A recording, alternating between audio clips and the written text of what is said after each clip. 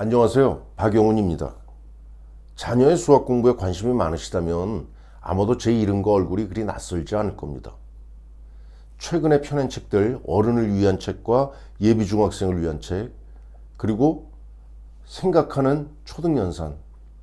이 책들 표지가 온통 제 이름과 얼굴로 도배하다시피 되었으니까요. 또 15년 전에 펴낸 기적의 유아수학. 이 시리즈는 지금도 많은 부모님들이 선택하고 있습니다.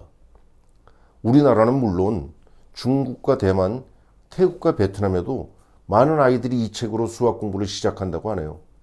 사실 개인적으로는 책 제목에 들어있는 기적이라는 단어가 그리 썩 마음에 들지는 않습니다. 배우면은 기적이 없거든요.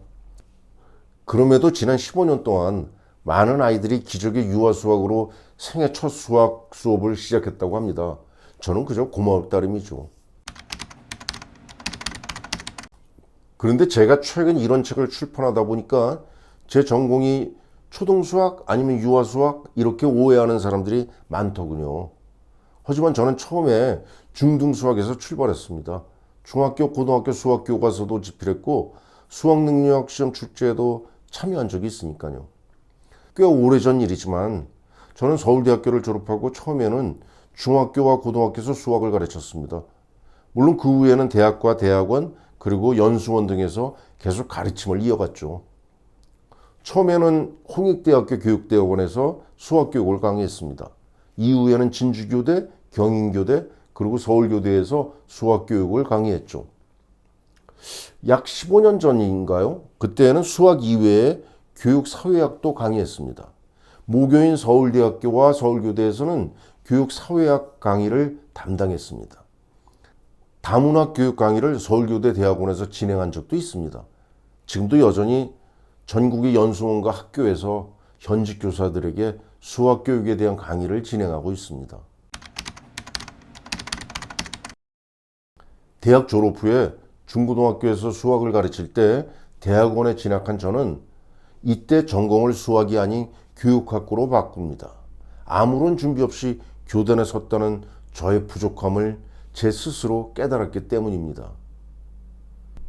당시 국립사범대학 졸업생들은 육군사관생도들처럼 졸업 후에 3년간 교직에 머물러야 하는 의무 복무 규정이 있었습니다. 근데 제가 대학을 졸업하던 1979년은 당군 일의 최고의 호황기라 부를 정도로 우리나라가 산업국가로 막 발돋움하던 시기였거든요. 기업에서는 사람을 구하지 못하는 사태까지 벌어졌죠.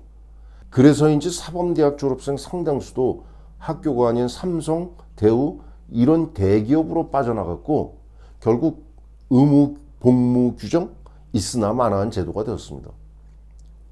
저는 대학 졸업식을 2번이나 치렀습니다. 이상하죠? 서울대학교 전체 졸업식 끝나고 났더니 사범대학생들은 다시 한 곳에 모이라고 했거든요.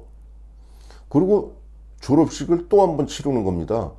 이때 오래전에 은퇴하셨던 원로 교육학자 오천석 선생님께서 나오셨습니다. 노구를 이끌고 지팡이를 짚으신 채 이렇게 말씀하셨던 겁니다. 자네들이 학교에 나가지 않으면 이 나라 교육이 어떻게 되겠나? 제발 교직에 나가달라고 학생들을 설득하는 그야말로 진풍경이 아닐 수 없었죠. 사실 저도 애초에는 교직에 뜻이 없었습니다. 그래도 조금은 제가 순진했나 봅니다. 국립사범대학 졸업생이라는 의무감이 들었는지 약간은 미안하다는 생각이 들었습니다. 그래서 의무기간인 3년만 교직에 머물러야겠다 이렇게 마음을 바꿨죠. 하지만 이 결정이 지금까지의 제 삶을 결정하게 될 줄을 누가 알았겠어요. 오랜 시간이 흘렀지만 학교에서 첫 수업 장면 아직도 제게 생생하기만 합니다. 중학교 1학년 교실 문을 열고 들어간 저는 그만 숨이 막힐 뻔했으니까요. 3년 동안 입으라고 체구보다 크게 맞춰준 까만 교복 차림을 한 빡빡머리 아이들 100개의 눈동자가 저를 향하고 있었어요.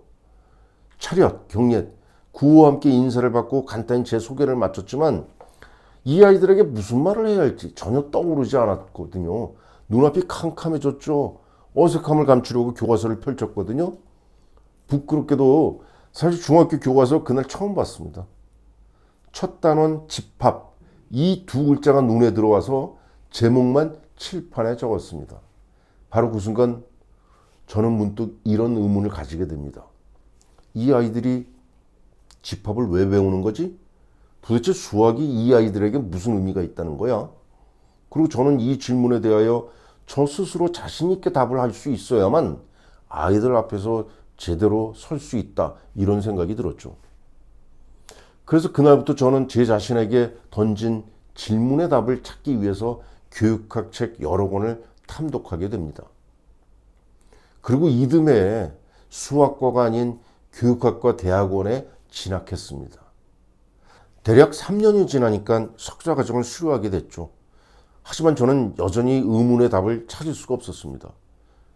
그러면서 수학을 모르니까 답을 얻지 못하는 것 아닌가? 이런 생각이 들었죠. 그래서 다시 수학을 공부해야겠다, 이렇게 마음먹었습니다.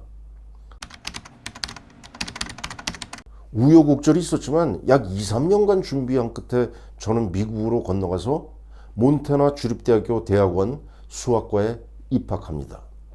학부 1학년과 2학년 학생들에게 수학을 가르칠 수 있었기에 대학원 학비는 물론이고 최소한의 생활비도 해결할 수 있었습니다. 그러던 어느 날 한 미국 학생이 제 오피스를 찾아왔습니다. 강의 시간에 풀어주었던 수학 문제를 물어보는 겁니다. 그래서 저는 칠판에 풀이 과정을 적으면서 설명해 주었죠. 그런데 이 학생이 가지를 않더군요. 그래서 저는 학생에게 잘 모르겠니? 한 번 더 설명해 줄까? 이렇게 물어봤어요. 그랬더니 이 친구는 그건 당신의 풀이죠. 내 풀이를 봐주세요. 여기 이렇게 풀었는데 왜 그 다음에 나갈 수가 없죠? 그 이유가 무엇인지 그걸 물어보러 온 겁니다. 이렇게 당돌하게 말하는 거였어요. 저는 그때 비로소 학생의 풀이를 보게 되었고 오류를 찾아서 바로 잡아주었죠. 제가 다니던 대학이 있는 몬타나주, 정말 시골입니다. 플라이 낚시가 예술처럼 펼쳐지는 흐르는 강물처럼이라는 영화, 그리고 가을의 전설, 이런 영화의 배경이 된 곳이 몬타나주입니다. 이런 아름다운 자연 환경 때문에 미국 전역에서 학생들이 이 대학에 입학했습니다. 착하고 순박하고 열심히 공부하는 친구들이면 틀림없습니다. 하지만 이 학생들이 동부의 하버드나 서부 캘리포니아의 스탠포드 같은 대학에서 치열한 경쟁을 펼치는 그 대학생들보다 우수하다고는 말할 수 없죠. 저를 찾아간 학생도 그저 평범한 학생이었습니다. 제 강의를 듣는 학생들 중에서도 그렇게 특별히 눈에 띄는 학생도 아니었거든요. 그런데 바로 그 평범한 학생이 제게 커다란 가르침을 주었습니다. 학습자는 채워 넣어야 할 빈 그릇이나 빈 깡통이 아니라 스스로 알을 만들어가는 생각할 수 있는 능동적 존재. 이 사실을 그 학생과의 만남 이후에 깨닫게 된 겁니다. 이어서 가르침이 무엇인지도 깨닫게 되었습니다. 생각할 수 있는 능동적 존재인 학습자에게 책에 있는 지식을 그냥 전달할 수는 없잖아요. 진정한 가르침이란 배우는 사람이 스스로 알매 이룰 수 있도록 안내하고 이끌어가는 것입니다. 이 사실을 저는 깨닫게 된 겁니다.